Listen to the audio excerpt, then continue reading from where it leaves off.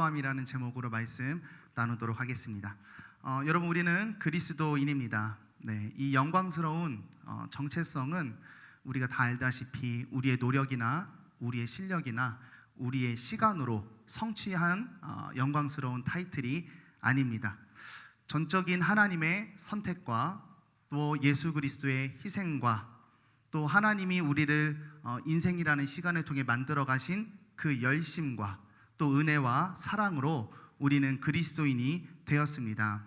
그래서 우리는 사실 다 다른 사람이지만 그리스도 예수 안에서 한 몸, 또 한 공동체, 한 교회가 되었습니다. 우리 각기 다른 얼굴과 인생을 살았지만 우리는 예수님의 은혜라는 공통점이 있고 그 공통점 때문에 우리 머리 대신 예수님 안에서 한 몸으로 묶였습니다. 이 은혜가 우리가 가지고 있는 공통점인데요. 또 우리가 또 함께 가지고 있는 공통적인 모습이 있습니다. 그것은 뭐냐면 은혜로 구원받았기 때문에 가지는 공통점이 있는데요. 우리 모두 죄로 살던 때가 있었고 우리 각기 지은 다른 죄의 모습 때문에 또 다른 죄의 결과물로 이 자리에 함께 앉아 있습니다. 재정의 어려움과 또 건강의 아픔이 또 나의 기질적인 약함이 또 찢어진 관계가 나의 인생에 아직도 있을 수 있고 또 가정에 어려움이 있는 분들도 있습니다. 예수님 안에서 함께 모였지만 우리는 서로 다른 죄의 흔적들을 각자 짊어지고 책임지며 살아가고 있습니다. 교회에서 이런 부분들을 성숙함으로 덮어주면 참 좋으련만 우리는 같은 하나님과 은혜와 택함을 받았음에도 우리의 죄된 과거가 만들어낸 현재의 모습으로 서로를 판단하는 경우가 덜어 있습니다. 예를 들어 너무 성격이 거친 집사님들을 향해서 저 집사님 봐, 아주 예수 믿기 전에 성격이 보통이 아니었을 거야. 예수 믿고도 변하지 않은 것 보니 믿음이 조금 더 필요할 것 같아. 이런 판단을 한다든지 아니 저 집사님 과거에 얼마나 큰 죄를 저질렀으면 하나님께 크게 혼나가지고 이런 모습으로 교회를 왔을까. 그런 모습을 보니 회개가 아직도 더 필요하시겠구나. 이 과정이 조금 더 심해지면 저분은 구원은 받은 사람일까라는 죄된 뿌리가 우리 교회에 싹틀 수가 있습니다. 겉으로는 물론 이런 말을 할 수 없지만 속으로는 예수 믿고도 여전히 잘 못 되어 있는 가진 자를 향해서 아직 뭔가 잘못되어 있다 판단하는 섣부른 판단하는 우리의 모습이 있습니다. 그리고 이러한 모습들이 우리 교회 안에서 서로를 향해 눈빛으로 쏘아대고 있게 된다면 우리는 그런 눈빛을 받아가면서 위축된 신앙인이 될 수밖에 없습니다. 예수를 죄를 사해 준다고 온 교회에서 나의 죄를 쏘아보다니, 혹은 예수를 믿은 내 인생이 죄로부터 말갛게 아주 희게 완전히 깨끗해지지 않는 내 모습을 보면서 위축될 수가 있지요. 오늘 본문은 이제 실로암 연못, 못이라고 이렇게 실로암 못이라고 본문에 나와 있는데요. 유명한 이야기입니다. 나이때부터 맹인이 된 자를 향한 사람들의 질문입니다. 제자들이 질문을 하는데요. 예수님, 누구의 죄로 저 맹인은 저렇게 된 겁니까? 같은 이스라엘 민족, 같은 제자의 무리가 질문하고 있습니다. 이 질문 뒤에는 은연중에 이런 마음이 있는 거죠. 자신들과 급을 나눠서 질문을 던지는 일입니다. 우리는 선민으로서 백성이라 괜찮은데 저 사람은 도대체 누구 죄 때문에 저런 모양이 되었습니까? 라고 하는 질문입니다. 이에 대한 오늘 예수님의 반응인데요. 한번 살펴보도록 하겠습니다. 오늘 1절, 2절 가보시면 제자들이 묻죠. 이게 누구의 죄인가? 사실 이런 질문을 할 수 있는 모습은 당시의 일반적인 신앙생활의 모습이었습니다. 하나님을 떠나 죄를 지으면 질병, 저주, 죽음의 보응을 받는다라는 것이 일반적인 그런 신앙의 모습이었습니다. 그래서 율법을 지키는 것도 또 제사를 드리는 것도 두려운 마음으로 그렇게 지키던 모습이 있었습니다. 그래서 오늘 질문이 이어진 거죠. 질병을 선천적으로 갖고 난 맹인인데 예수님 도대체 누구의 죄 때문이시죠? 죄 때문인가 물어보는 거죠. 만약에 자기의 죄 때문이라고 한다면 말이 안 되고 부모의 죄 때문이라고 하면 너무 억울하지 않습니까? 예수님, 도대체 이게 어떻게 된 일입니까? 라고 사실은 제자들은 순수하게 궁금해서 예수님께 아마 물어봤던 것 같습니다. 그런데 이 너무나 자연스럽고 순전무구하게 던지는 이들의 질문 뒤에는 잠깐 살폈지만 굉장히 무서운 전제가 깔려 있습니다. 그것은 나는 모쪼록 사람이란, 혹은 적어도 이스라엘 민족은 태어날 때는 죄가 없는 존재이다라고 하는 거죠. 기본적으로 사람은 태어날 때, 특히 선민인 우리는 의인이라는 전제가 깔려 있는 질문입니다. 그래서 태어나는데 왜 저 모양이냐 물어보게 되는 거죠. 그러니까 나는 지금 흰색이니까 얼룩만 안 묻으면 된다라고 하는 그런 신앙생활의 모습을 이들이 갖고 있었습니다. 근데 이런 신앙의 방향은요, 굉장히 무서운 결론을 가지고 오게 됩니다.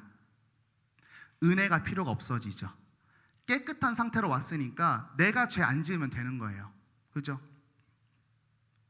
죄를 피하고 나를 지키면 되고, 하나님의 은혜로 내 신앙이 시작될 필요는 없는 그런 무서운 신앙을 가지게 됩니다. 오늘 이런 전제를 가진 사람들에게 예수님께서 자신이 왜 이 땅에 오셨는지 이 사건을 통해 드러내고 계십니다. 3절에 보면 예수께서 대답하십니다.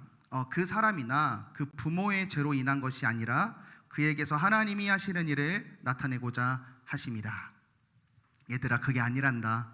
그 사람의 죄도 아니고 그 부모의 특별한 죄 때문이 아니라 하나님의 일을 그 사람을 통해 나타내고자 함이라, 이렇게 설명을 해 주십니다. 이 부분을 우리가 두 가지로 좀 해석을 해봐야 됩니다. 첫 번째는요, 직접적인 의미가 있어요. 특별히 예수님께서 오늘 이 장면에서 마주한 바로 이 선천적인 맹인을 통해서 하나님이 드러내실 일이 있었습니다. 오늘 이 장면에서 만난 이 사람을 통해서 예수님이 앞으로 어떤 일을 하실지를 직접적으로 드러내시죠. 그리고 한편 보편적인 의미가 있습니다. 이들은 죄로 인해서 선천적인 맹인이 되었다라고 생각했습니다. 그러니까 저주된 종대로 태어났다고 그렇게 생각한 거죠. 그러면 우리가 잘 생각해 보면, 그렇다면 사실 여러분, 우리는 우리가 믿는 신앙 아래서 모두가 이 맹인과 같은 자리에 있는 겁니다. 왜냐하면 우리도 역시 죄에 오염된 상태에서 태어났기 때문입니다. 차이점은 모양만 다른 거예요. 본문은 육적인 맹인인 것이고 우리 모두는 영적인 맹인인 것이죠. 내가 죄로 오염된 존재라는 것을 보지 못하고, 이 세상이 죄로 인해 사망으로 가는 것을 보지 못하고, 하나님의 도움을 구할 수 없는 그런 맹인입니다. 오늘 예수님은요, 날 때부터 맹인된 자에게 치료의 행동을 행하시면서 날 때부터 죄인된 인류에게 어떤 구원의 일을 하러 오셨는지 오늘 밝혀주고 계십니다. 우리는 이 부분을 통해서 어떤 것을 볼 수 있어야 하냐면, 이런 부분은 아닙니다. 죄 때문에 보편적인 사람들보다 특별하게 어려운 상황에 처하면 하나님이 더 깊게 역사하신다라고 하는 것은 아닙니다. 하나님이 많이 물론 그렇게 하시기도 하십니다. 근데 그것은 그 사람이 특별히 어려워서 큰 은혜를 주시는 게 아니라, 여러분, 특별히 어려운 인생을 살게 되면 어떻게 되죠? 심령이 가난해지고 겸손해지고 하나님만 의지하게 되고 마음이 청결해집니다. 그래서 하나님이 나에게 하시는 모든 일거수일투족의 일을 명확히 목격하게 되죠. 이것이 보편적인 일입니다. 우리는 여기서 어떤 것을 볼 수 있어야 하냐면, 지금 계속 살펴본 유대인의 관점에서 한번 보기 원합니다. 선천적인 맹인은 유대인의 관점에서는 그리스도의, 이제 구약에 예언한 그리스도의 오심을 통해서 그분이 이제 그들이 예상한 것들, 믿음을 잘 지키고 있는 우리에게 그리스도가 오셔서 세계를 지배하게 해주겠다, 소위 이런 식의 복음. 유대인의 관점에서 선천적인 맹인은 그 복음에 들어갈 수 없는 자입니다. 왜냐하면 이미 죄인이고 죄로 인해 하나님을 떠난 자였습니다. 근데 오늘 본문에서는 그런 유대인들에게 예수님이 어떤 행동을 보여주시냐면, 바로 너희가 생각하기에 버려진 그를 통해서 예수님이 자기 자신의 일을 계시하시는, 드러내시는 일을 오늘 하고 계십니다. 여러분, 예수님은요, 우리 생각에 전혀 가능성이 없어 보이는 그 사람도 하나님의 일을 위해 사용하실 수 있는 분입니다. 그의 그런 조건 때문에 그런 것이 아니라 하나님의 의지로 누구든지 어떤 죄의 모양이든지 하나님께서 택하시고 구원하시고 사용하시고자 하시면 하나님은 반드시 하실 수 있는 분입니다. 저는 지금 죄가 괜찮다라는 말을 하는 것이 아닙니다. 이런 부분을 얘기하는 거죠. 우리가 죄로 어떤 모양이 됐든지 하나님이 택하시고 작정하면 불가능은 없다라는 말씀입니다. 어떤 모양의 죄인이든 누구나 하나님은 그분의 놀라운 일을 위해 사용하실 수 있는 은혜가 있으신 분, 긍휼이신 분, 사랑이신 분, 그리고 얼마나 고장난 사람이라도 주를 위해 사용하실 수 있는 전능하심을 우리는 이 본문을 통해 먼저 확인할 수 있어야 합니다. 사랑하는 여러분, 저도 그렇지만 우리가 죄인 댁에 살아온 것으로 인해서 많은 잘못되고 말하기 어려운 과거들이 많이 있을 줄 압니다. 여러분, 어떤 죄로 인생을 경영하며 사셨습니까? 또 어떤 죄된 세상의 공격을 받아서 어떤 무너지고 상처난 마음으로 교회를 오게 되셨나요? 그리고 그렇게 무너진 나의 모습을 여러분, 세상은 어떻게 판단하고 여러분을 대하고 있었습니까? 오늘 맹인을 향해 오신 예수님을 기억하실 수 있기를 바랍니다. 우리 1절 보시면요, 예수께서 길을 가실 때에 날때부터 맹인된 사람을 보신지라에서 본문이 시작합니다. 맹인이 예수님께 간 게 아니라 예수님께서 긍휼과 계획을 가지고 그에게 오셨습니다.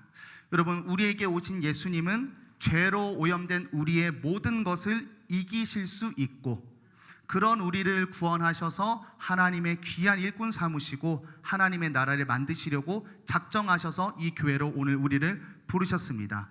어떤 모습이라도 위축되지 마시고 주의 거룩한 백성으로서 하나님의 귀한 사명을 감당하실 수 있기를 바랍니다.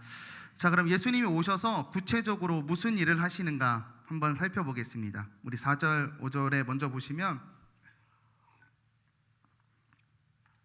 어두운 세상에 빛으로 오신 예수님께서 이제 직접 이 땅에서 어떻게 회복하실지 그 창조의 모습을 이제 보여주시는데요. 우리 6절을 한번 같이 읽겠습니다. 여러분 성경책 보시고 함께 읽을게요. 이 말씀을 하시고 땅에 침을 뱉어 진흙을 이겨 그의 눈에 바르시고. 아멘. 너무 불편한 문장이 나옵니다. 바로 침을 뱉었다는 말씀입니다. 네, 우리나라에서 침을 뱉는 것은 모욕적인 일이고 더러운 일이고 되게 예의가 없는 행동인데 당시에 고대 사회에서 이런 타액은 치료의 능력을 가진 것으로 생각이 되었습니다. 그래서 예수님께서 침을 뱉은 게 여기뿐만 아니라 여러 군데 나오는데 한번 살펴보겠습니다. 우리 마가복음 7장 한번 보여주시면 같이 읽을게요. 시작. 예수께서 그 사람을 따로 데리고 무리를 떠나사 손가락을 그의 양 귀에 넣고 침을 뱉어 손을 대시며 하늘을 우러러 탄식하시며 그에게 이르시되 에바다 하시니 이는 열리라는 뜻이라. 우리가 잘 아는 에바다 사건에서도 침을 뱉으셨고, 하나만 더 알려드리면 우리 8장입니다. 벳세다 맹인을 고치는 장면인데요. 읽겠습니다. 벳세다의 이름에 사람들이 맹인 한 사람을 데리고 예수께 나와 손 대시기를 구하거늘 예수께서 맹인의 손을 붙잡으시고 마을 밖으로 데리고 나가사 눈에 침을 뱉으시며 그에게 안수하시고 무엇이 보이느냐 물으시니. 아멘. 고대의 사회가 그런 문화였고 예수님은 그런 문화 속에서 침을 뱉으시는 치료 행위를 하셨습니다. 자, 침을 뱉고 이제 치료를 하시는 거예요. 치료를 하시는데 진흙을 이겨서 치료와 회복을 하십니다. 진흙을 이기다라는 이 말은 만들다 또 창조하다라는 말과 같이 사용되고 있는 그런 단어인데요. 우리는 이 말씀을 보면 흙으로 인간을 창조하신 창세기의 창조기사가 생각날 수밖에 없습니다. 여러분, 오늘 여기서 예수님이 하시는 사역이 드러나고 있습니다. 예수님은 죄로 오염된 우리의 어떤 한 부분을 고치시는 것이 아니라 완전한 다시 재창조, 거듭남, 다시 태어나게 하시려 이 땅에 오셨다라고 하는 점을 본문이 우리에게 보여주고 있습니다. 그리고 실제로 이후에 예수님께서 이 일을 십자가로 완성하십니다. 십자가의 죽으심으로 우리가 예수의 죽음과 함께 죽고, 또 부활하신 성령님 예수님과 연합되어서 예수님의 의를 우리에게 전가해 주셔서 완전히 새로운 존재로 우리가 이제 살아가게 됩니다. 그런데 오늘 본문에서 독특한 점이 하나가 더 있습니다. 그것은 뭐냐면 예수님을 만나고 침 뱉어서 진흙도 발랐는데 치료가 안 됐다라고 하는 점이죠. 그래서 예수님이 이어서 7절에 말씀을 하십니다. 7절에 보시면 이르시되 실로암 못에 가서 씻으라 하시니, 실로암은 번역하면 보냄을 받았다라는 뜻이라. 이에 가서 씻고 밝은 눈으로 왔더라. 치유되는 과정을 보니까 먼저 예수님께서 맹인을 찾아오십니다. 찾아오셔서 맹인에게 일하십니다. 완전한 재창조를 일으키시고, 그 다음에 실로암으로 보내십니다. 그리고 그것에 순종하여 회복이 이루어지기 시작합니다. 실로암을 특별히 본문에서 번역을 해놓았습니다. 보냄을 받은 자라고 이렇게 친절하게 번역을 했죠. 하나님께 보냄받은 예수님께서 병자를 보내시고 그 말씀에 순종하여 들어간 이 병자는 보냄받은 그곳에서 회복이 시작되었습니다. 예수님을 보내셔서 하시고자 하시는 두 번째 일입니다. 먼저는 아까 살폈듯이 우리를 거듭나게 하시는 재창조를 하시려는 사역이고, 두 번째는 뭐냐면 우리를 주님께서 택하신 곳으로 보내려고 오셨습니다. 이 부분을 알려주려고 오늘 실로암이라는 과정을 굳이 말씀에 넣어주고 있습니다. 왜냐하면 예수님 이전에 그냥 말씀에서 고치시기도 하셨어요. 그런데 이 과정을 예수님이 오늘 보여주고자 하시는 거죠. 우리가 신앙생활 하다 보면 착각에 빠질 때가 있습니다. 그것은 뭐냐면 우리 편에서 이렇게 생각한다는 거죠. 예수님을 만나면, 또 예수님이 오시면 그 십자가에 우리가 회개하고 예수님을 영접하면 끝나는 것으로 생각합니다. 물론 끝나는 게 맞습니다. 결과론적으로 봤을 때 삼위 하나님께서 우리를 거듭나게 하신 그 하나님은 우리를 끝내 완성하시기 때문에 예수님을 영접하는 순간 끝났다고 할 수도 있겠습니다. 그런데 그 일에 과정이 있다라고 하는 점을 잊지 말아야 합니다. 우리 안에서 착한 일을 시작하시니가 그리스도 예수의 날까지 이루시는 과정이 우리에게 분명히 존재합니다. 왜냐하면 하나님과 우리의 시간이 다르기 때문이에요. 하나님은 영원을 살고 계십니다. 시간이 쭉 연결됐다는 의미에서 영원이 아니라 시간을 초월해 계신다는 의미에서 영원이에요. 하나님은 시간에 매여 계시지 않으십니다.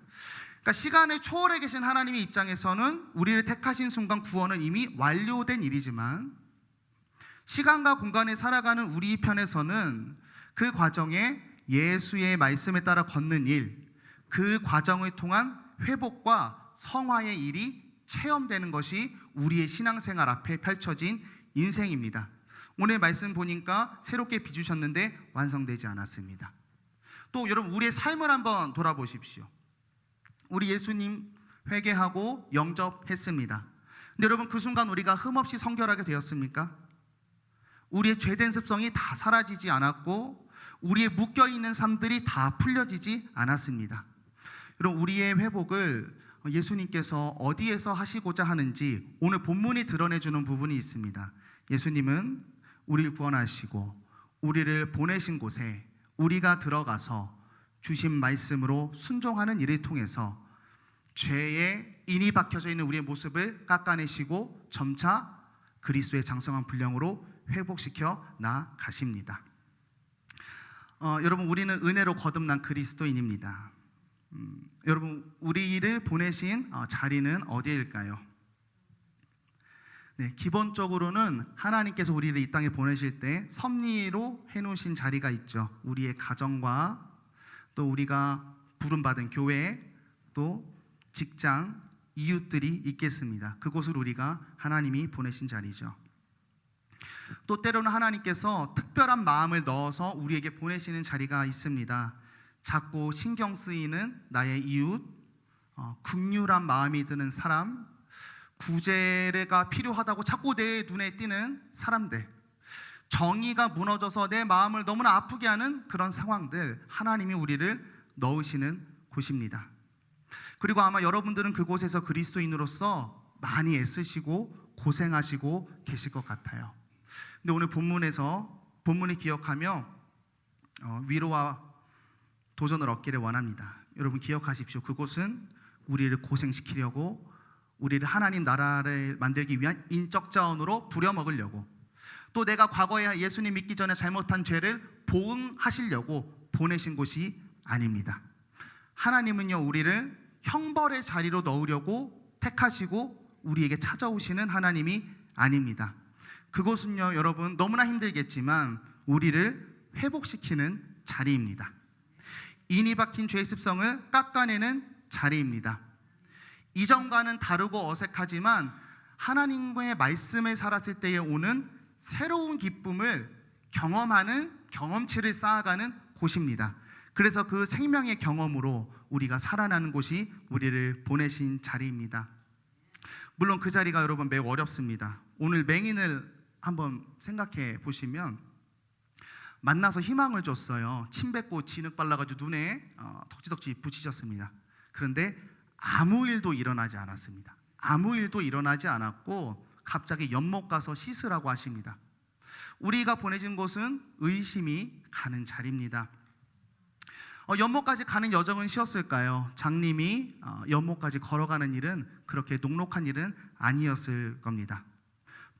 여전히 보지 못하고 왜곡된 실력으로 마주해야 하는 자리입니다. 또 우리가 어떻게 보면 진흙을 묻히고 물을 찾아 더듬어가는 이 모습을 사람들이 보면서 응원했을까요? 조롱하고 비방하는 자리일 수가 있습니다.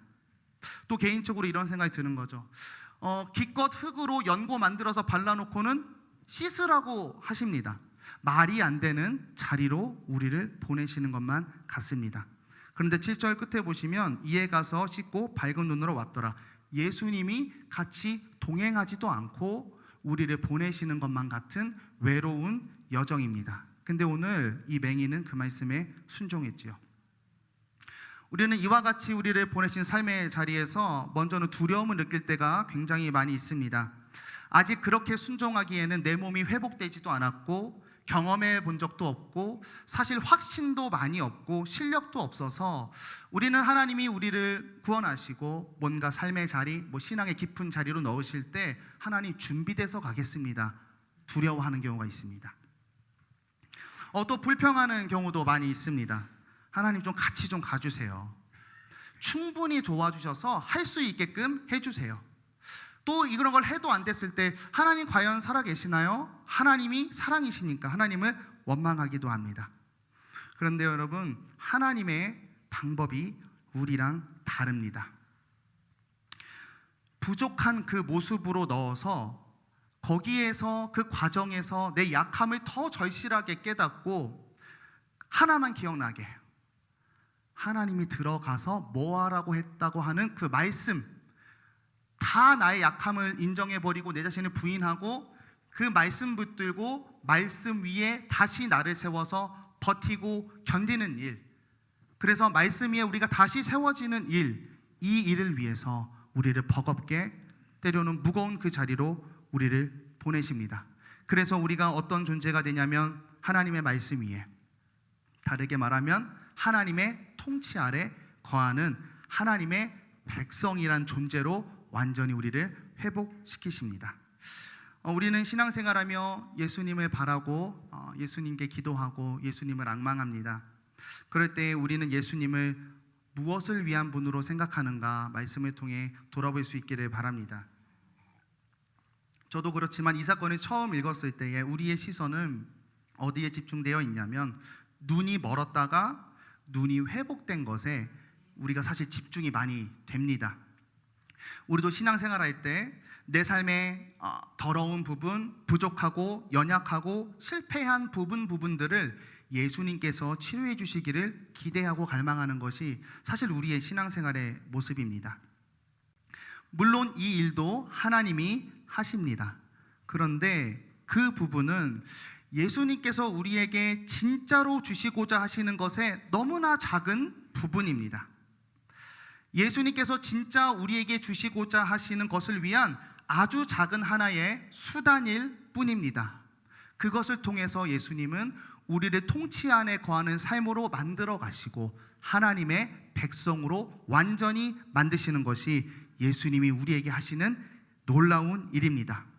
그리고 지금 이 일이 시작되게 된 일, 이해되지 않는 말씀, 즉 실로함을 향해 걷게 된 이 한 걸음이 예수님께서 우리에게 하실 일, 오늘 맹인에게 나타난 진짜 기적입니다. 말씀을 맺으며 우리가 한 부분을 더 살피고자 하는데요, 예수님을 만났고 순종했고 치유된 그 후의 이야기입니다. 우리 8절에서 34절까지 이제 막 사건이 나타나는데요, 아주 난리 법석이 일어납니다. 먼저는 이웃들이 이 맹인을 발견해요. 야, 쟤 보지 못하던 애인데 이게 도대체 어떻게 된 일이냐. 자신의 비법을 설명합니다. 예수라고 하는 그 사람이 진흙과 실로암, 그 이야기를 풀어놓죠. 이들이 믿을 수 없어서 이들을 또 이 맹인을 누구에게 데려가냐면 바리새인들에게 데려갑니다. 똑같이 가서 이야기합니다. 실로암과 진흙의 이야기를 합니다. 이 말을 들은 바리새인들은 아니 안식일인데 이런 일을 한다고? 하나님이 보낸 사람은 아닌 것 같은데 라는 생각과, 그럼에도 불구하고 맹인을 살리는 것은 하나님이 보낸 사람 아니면 안 되는데 갈등을 하게 됩니다. 그러다 이 맹인에게 물어보죠. 너는 그 사람이 뭐라고 생각하니? 선지자입니다. 이렇게 이야기를 합니다. 바리새인들은 납득할 수가 없었습니다. 그래서 엄마를 불러옵니다. 엄마를 불러서 당신 아들 맞습니까? 치료된 거 맞아요? 애가 왜 이렇게 된 거예요? 근데 엄마는 여기서 도망칩니다. 애가 장성한데 애한테 물어보세요. 그 이유가 있었어요. 우리 22절 같이 한번 읽어보겠습니다. 시작. 그 부모가 이렇게 말한 것은 이미 유대인들이 누구든지 예수를 그리스도로 시인하는 자는 출교하기로 결의하였으므로 그들을 무서워함이로라. 엄마는 그 아들에게 일어난 기적을 믿었지만 유대인들에게서 분리될까봐, 출교될까봐 두려워서 아들에게 떠넘기죠. 그러자 바리새인들이 한 번 더 불러요. 더 불러서 이제 논쟁을 합니다. 도대체 어떻게 이렇게 이런 일이 일어날 수 있냐?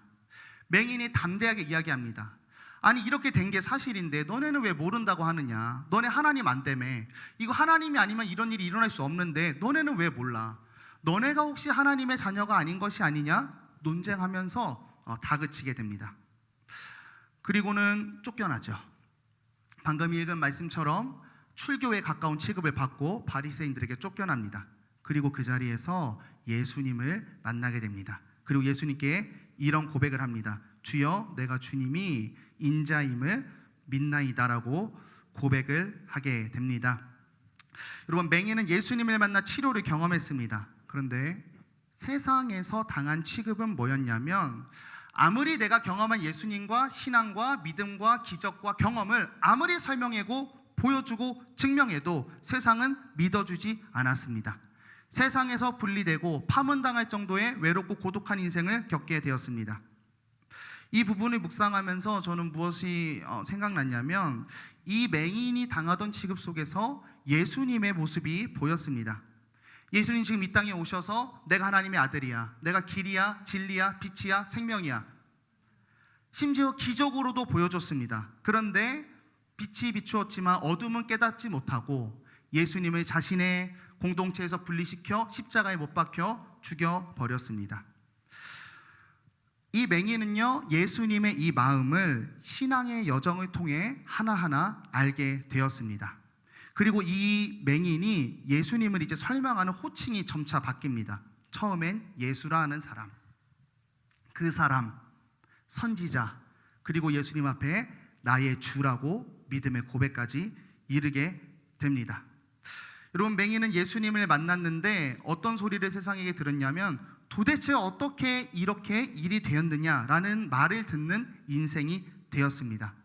그리고 달라진 자신의 모습에 대해서 예수님을 담대하게 드러냈으며, 그 모습은 세상의 비방과 쫓겨나는 인생이 되었습니다.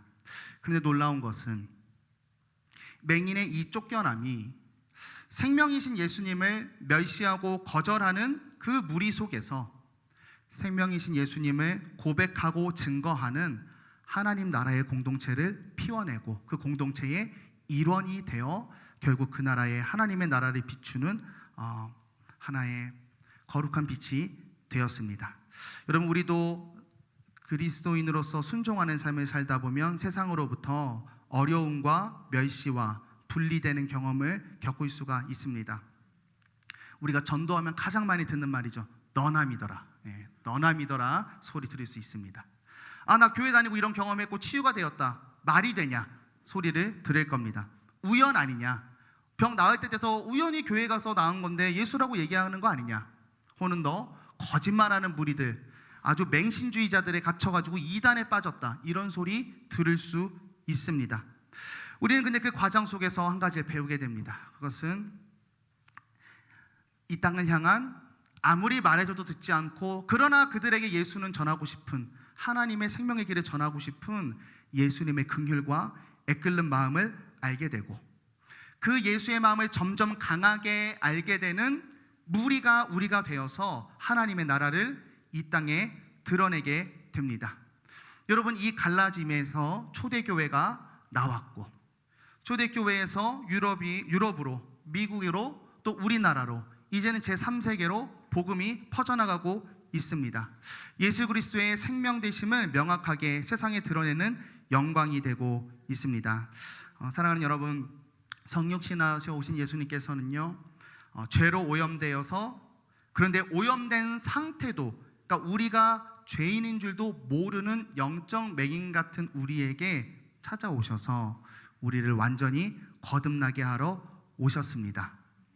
거듭난 우리에게 나의 연약함을 치유해 주는 그런 정도가 아니라 완전히 새 생명을 누리는 말씀의 통치를 받는 주님의 백성으로 우리를 만들러 오셨습니다.